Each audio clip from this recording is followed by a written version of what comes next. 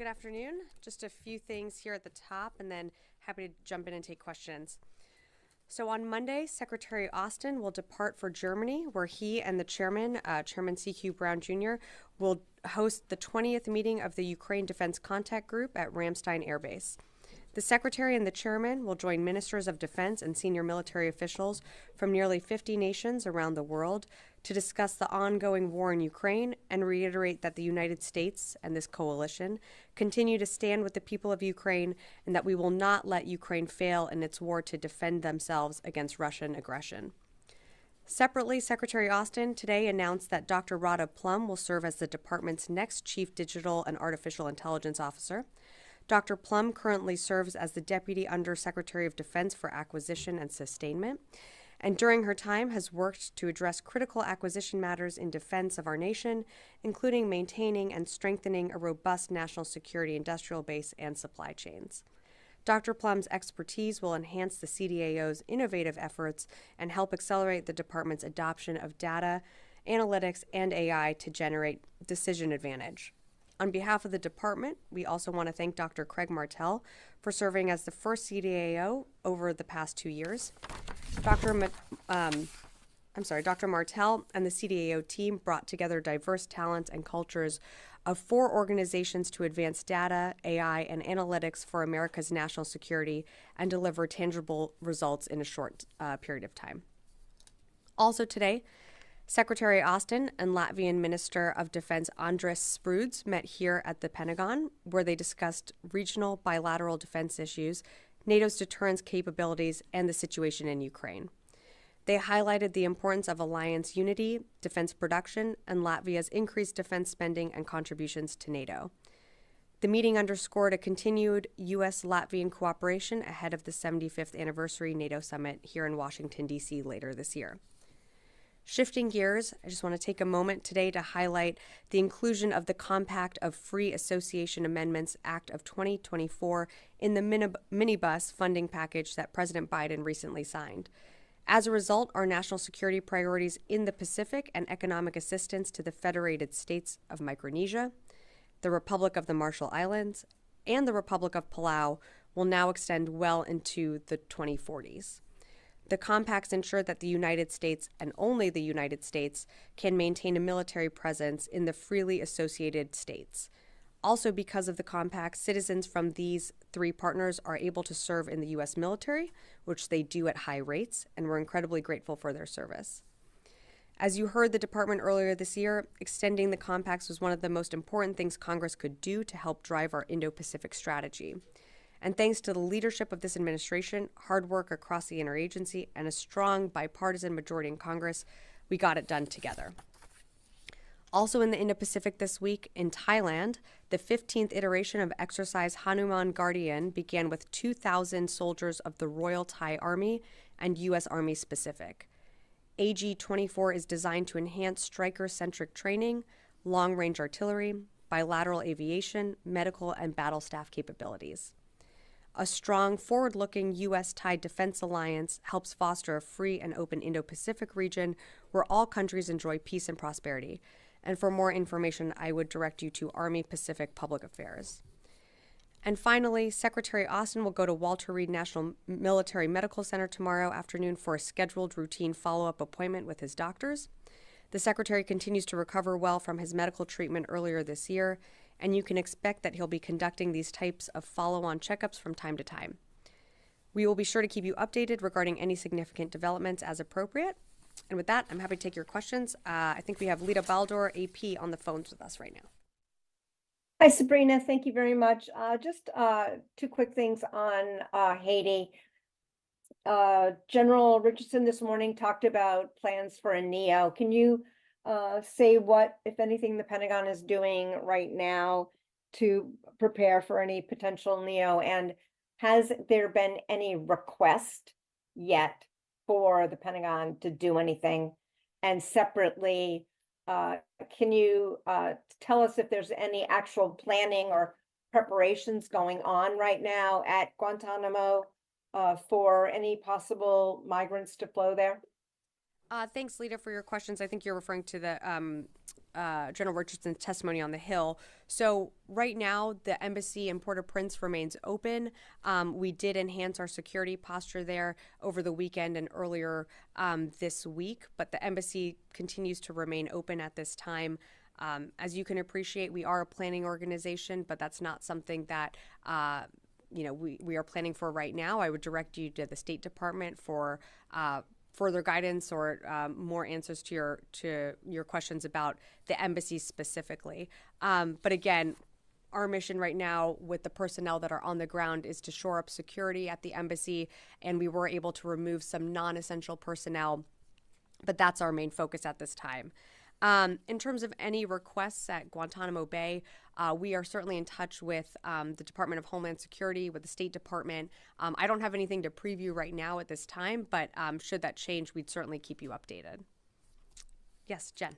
Sabrina, the Army found $300 million in spare change for weapons for Ukraine. Are the other services going to find something similar, and will we hear about those weapons this week?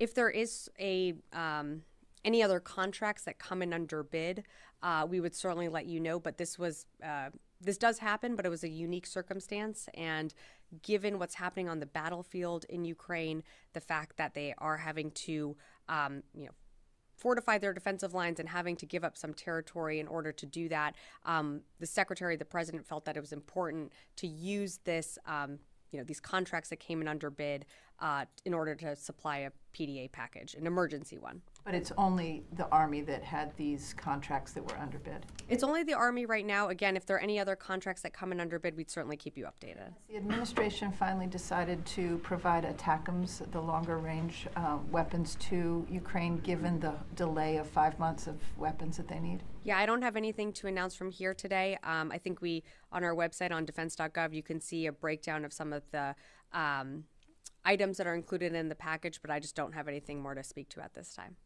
Joseph, yeah. Thanks. Two questions. One on the Houthis. This morning, or earlier today, the White House said that there's no indication that they have had access to a hypersonic weapon. Yeah. Do you guys, agree with that assessment? One, but two, are you concerned? Is the department concerned that these strikes that the U.S. has been carrying out since January have not deterred them from their attacks in the Red Sea? One, and two, are you guys concerned that these attacks may have, forced the Houthis to look at more expanding their capabilities in different manners? So on the first one, I think you're referring to reports out there that they have used a hypersonic, and I can tell you that is inaccurate. We have no indication that they even have that capability. Second, to your point on just deterrence in the region, I mean, again, look, we're going to continue to conduct these dynamic strikes. We feel confident that we continue to degrade the Houthis' capabilities, but we know that they still continue to get access and are provided weapons and capabilities and support by Iran. That support continues. We haven't seen that lag in any way. And we know that they have these sophisticated systems and weapons, but we're going to continue to support what we're doing through Operation Prosperity Guardian to make sure that commercial ships can continue to transit that very important waterway, which is the Red Sea. And we're also going to defend our interests while doing so. Is the department looking at increasing, not capabilities, but efforts to cut the resupply of these weapons from Iran? We continue to look for ways. I mean, you've seen CENTCOM lead some interdiction efforts, but there are other ways that Iran is able to supply the Houthis. But we continue to monitor how they get weapons. But beyond that, I wouldn't get into a further intelligence assessment. Sorry, sure. If you allow me. CNN reported, I think yesterday, that the U.S. military has finished an additional review of the Abbey Gate bombing that killed 13 American service members. Can you share anything about that investigation or the results of it? I don't have anything to share at this time. That is the additional review that CENTCOM led. I believe they will be briefing families, so I'm not going to get ahead of that. Once that's concluded, of course, we will share the results. Natasha. Thanks, Sabrina. Can you give us an update on the vessel? Has it arrived in the Eastern Med yet to start those efforts to construct the pier and the causeway? And also, do you have any more updates on kind of how this operation is going to look in terms of the security that's going to be in Gaza, helping with the distribution of the aid once this is all up and running, or anything else you can tell us about how this is going to actually look once it's set up? Yeah, so in regards to the Besson, I'm not aware that she's on station yet. I believe most of the ships have left or will be departing in the coming days. Again, as we announced, I believe it was last Friday, General Ryder was up here announcing our efforts to establish this floating pier. From when he announced it was going to be approximately 60 days. So doing the math, it's just over 50 days now. And that's for when ships will actually arrive on site and be able to construct this floating pier. But I'm not aware that they're there yet. In terms of your second question on aid distribution, I think that's Regional partners and basically is this taking shape more? right. So still working through that. We are in of course, communication with the IDF, with other partners in the region on what aid distribution would look like, what security around this floating pier would look like. I don't have an update for you at this time just yet. When we get closer to announcing something, we'll certainly keep you updated. And also, just shifting gears for 1 sec, the Department of Defense, they announced that they were examining that balloon that was found by fishermen off the coast of Alaska. Do you have any updates on when that review might be complete, or any preliminary indications of what the balloon was, for example, if it's a spy balloon? No indications yet. It's something that the department is reviewing right now at this time, and being able to exploit some of the details of what we're finding. But I just don't have more information at this time. When we are ready to share that, I'm sure we will. Constantine. Thanks, Sabrina. So, as far as the Navy's amphibious ability is concerned, the USS Boxer has been delayed from deploying for several months now. I think just in the last few days, the USS Wasp, which is undergoing a maintenance period, had to limp back into port. And this is all happening as we're talking about a possible NEO in Haiti. So, very broadly, I guess my question is, does Secretary Austin have faith in the Navy's ability to maintain its fleet of amphibious ships? The Secretary absolutely has confidence in the Navy. I would direct you to the Navy for more updates on specific ships. I just don't have that in front of me. But the Secretary is very confident in the Navy and its abilities to be able to conduct whatever mission is tasked, that they're able to do it. And just a quick follow-up. So have there been any impacts on any of the recent missions as a result of maintenance issues with the Navy? For more maintenance details, I would direct you to the Navy, but not to my knowledge. Janie. Thank you, Sabrina. Great to see you. And regarding in the Freedom Shield, the U.S. and South Korea military joint exercises, and why were U.S. strategic assets not allowed to participate in this exercise? I'm not aware of the exercise that you're referring to. I'd refer you to. Yesterday. I'm not sure. I'd refer you to Indo-PACOM for more information on that. Thank you. Another one on Ukraine. The Ukraine government announced that most of North Korean weapons used by Russia were defective. Is North Koreans still applied? But do you think North Korea still applied these weapons to Russia? I can't speak to their effectiveness. We haven't done an assessment of that. But what I can tell you is that we know that Russia continues to look to partners like North Korea, like Iran, to seek more weapons in its ongoing war with Ukraine. How effective those are, I just don't have an assessment for you. But it's very clear that Russia has further isolated itself on the world stage, and going to these allies going to these partner countries that Russia seeks relationships with is certainly stands in stark opposition to what the United States has convened, which is the Ukraine Defense Contact Group, which has almost 50 countries and allied nations part of that helping support Ukraine. On 155 millimeter artillery shells, do you still want South Korea provide 155 millimeter artillery shells to Ukraine?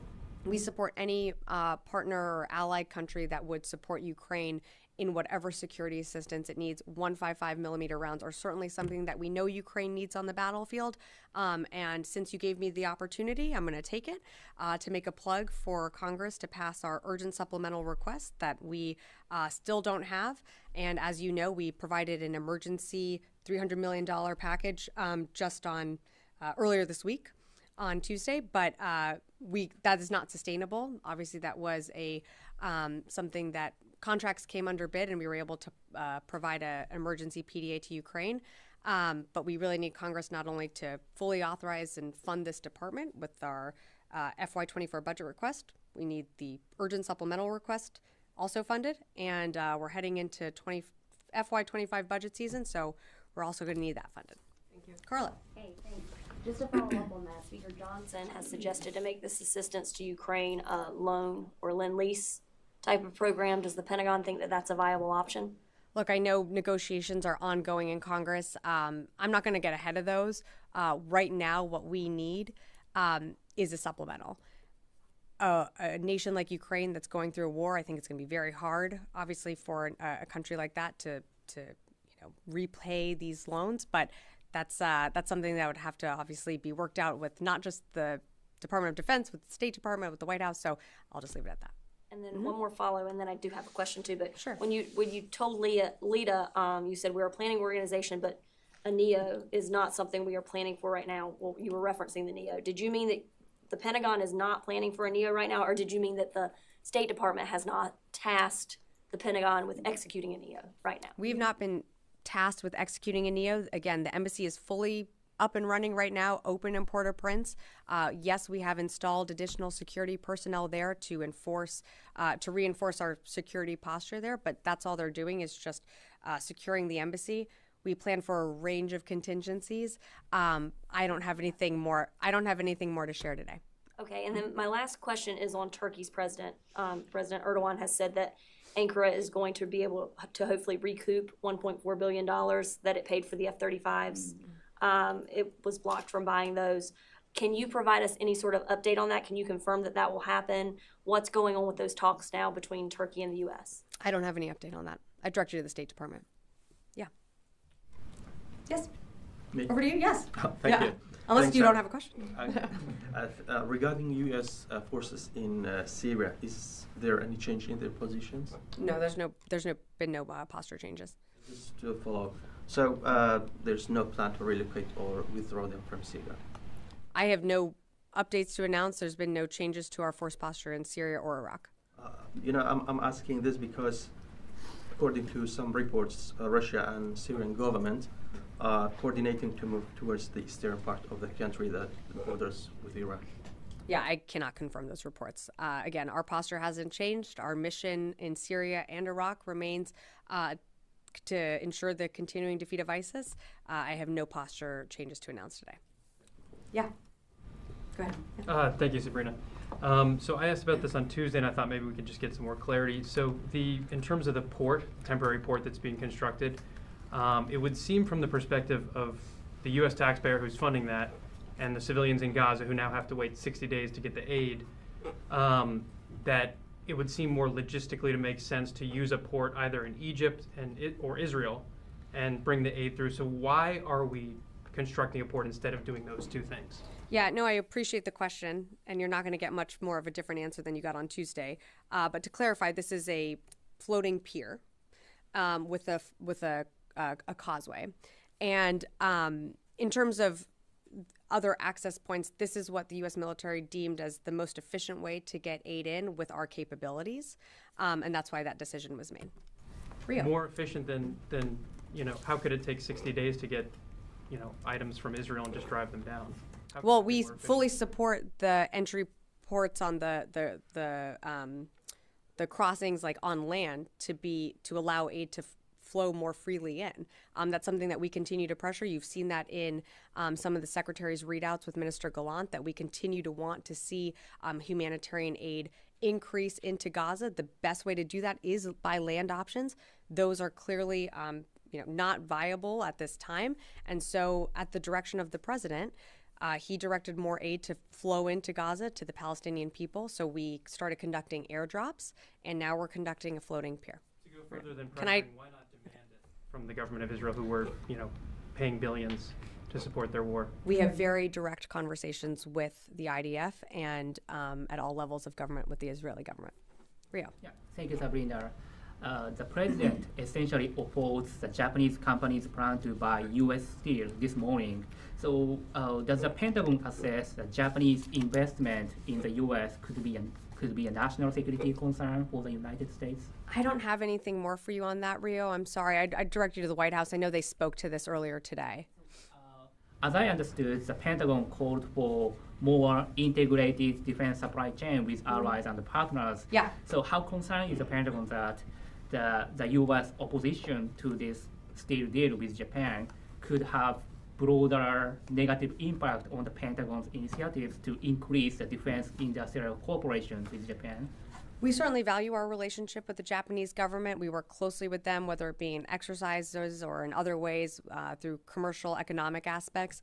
For this specific question, when it comes to this deal that you're referencing, I just don't have more information for you on that. That's sort of out of the Department of Defense. I'd refer you to the White House.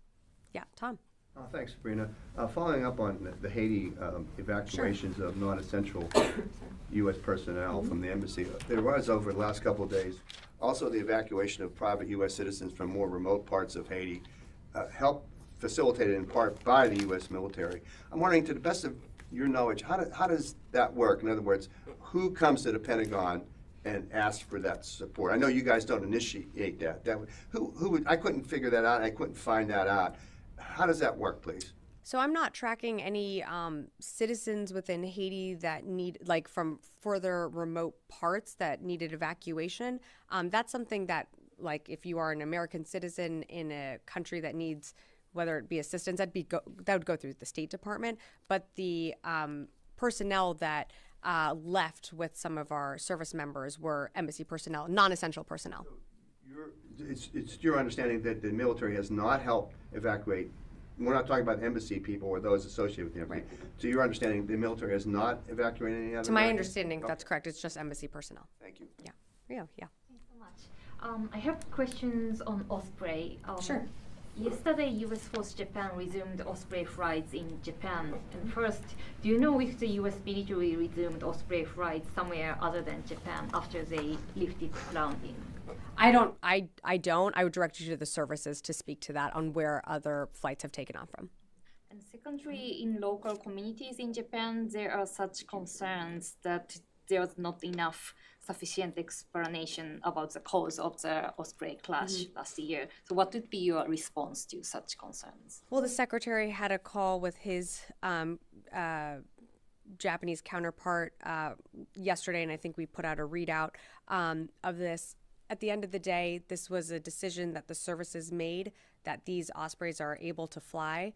The secretary has confidence in the service's ability to conduct an investigation into what happened, but also in the ability for our service members to fly these Ospreys. And so I would refer you to the services to speak more broadly on, any in-depth investigations or incidents that you're referring to.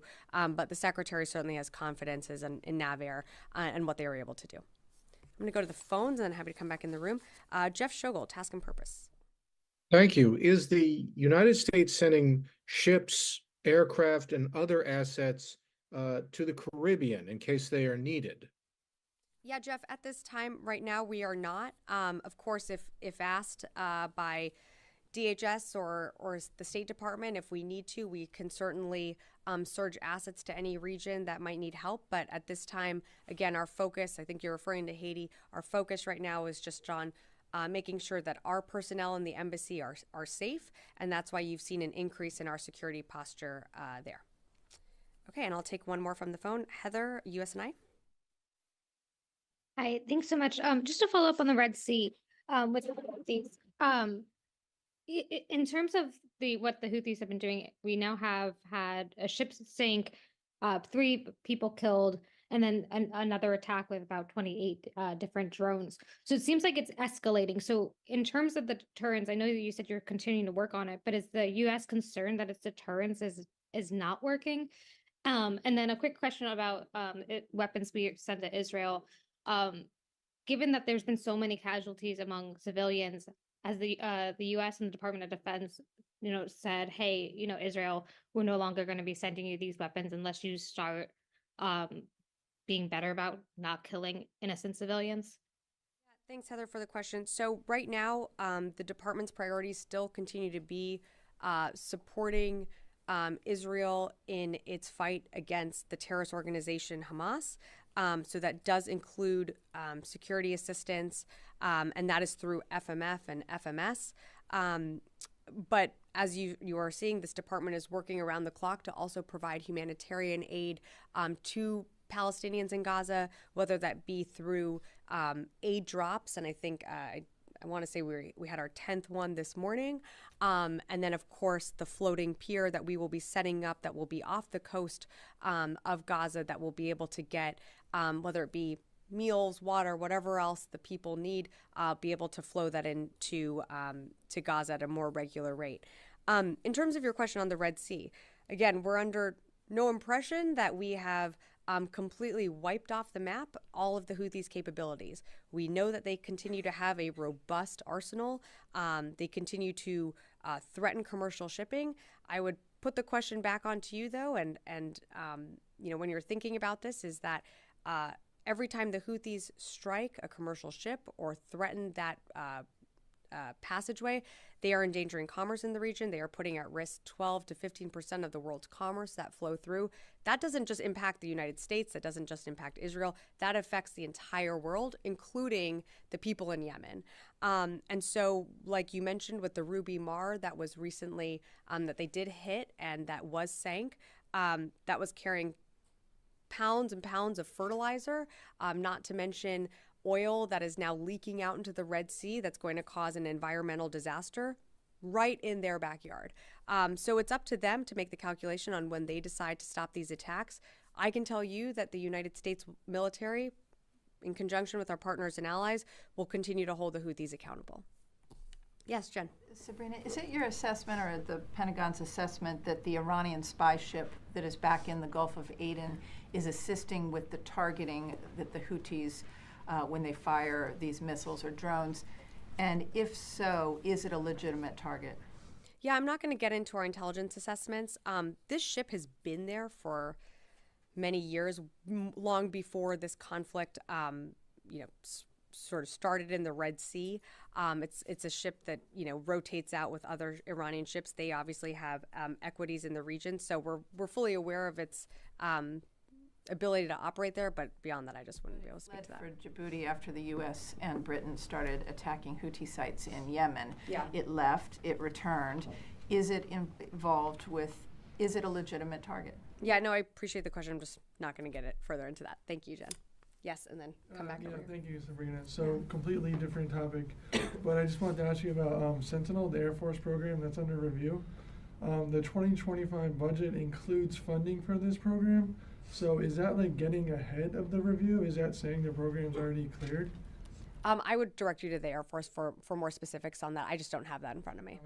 I just don't have anything to add. Yeah. Yes, last question. Thank you, Sabrina. My question will be about the defense budget overview that published by the DoD.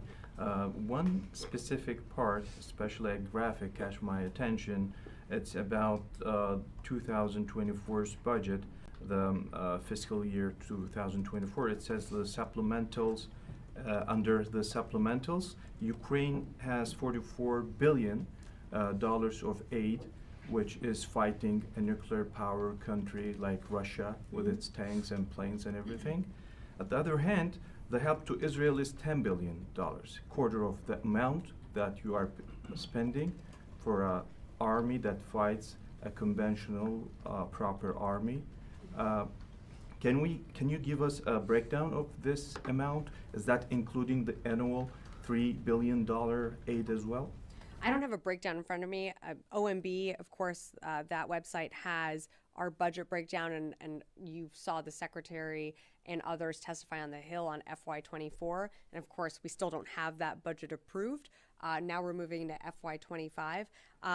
What I can tell you is that we can do many things at once. We can continue to support Ukraine with what it needs on the battlefield through security assistance. We can continue to support Israel, one of our longstanding allies, in its fight against Hamas. And one of the things that the budget, of course, is guided by is our NDS, which, of course, always keeps an eye on our pacing challenge in the Indo-Pacific, which is the PRC. But for a larger budget breakdown, look, I just don't have all of that in front of me. I would direct you to OMB's website. And for the aid ship that is going to Gaza, you just said south of Gaza. You will put the Pearl at the south of Gaza. Is that? I don't think I said a location. No, I don't think I did. If I did, I did not intend to. We don't have a location yet. That's not something that we're going to speak publicly to yet.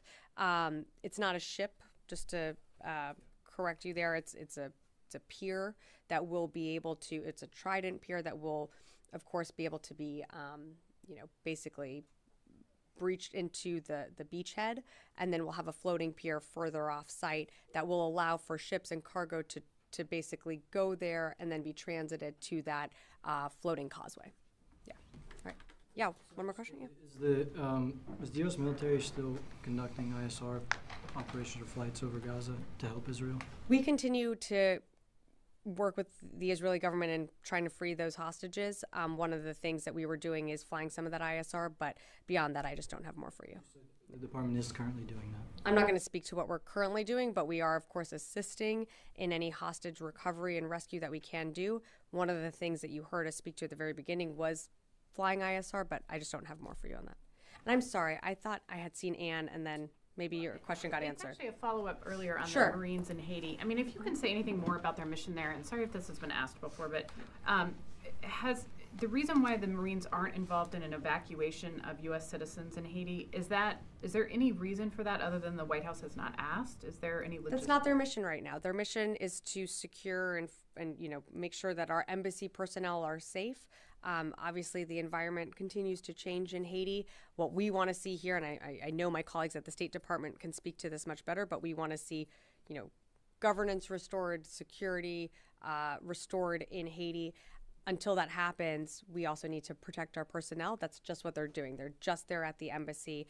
Should they be tasked with something different, of course, they would be able to respond. But right now, their mission is just to secure that embassy. Do you know how many Americans are in Haiti right now beyond the embassy personnel? I don't. That would be something that the State Department might be able to help with. All right. Thanks, everyone.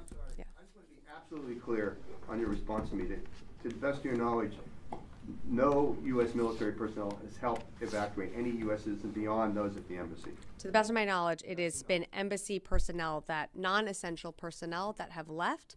And of course, I would direct you to Southcom for more information on, our presence there. But again, it's the folks that are on the ground right now are just there to ensure the security of the embassy. All right. Thank you.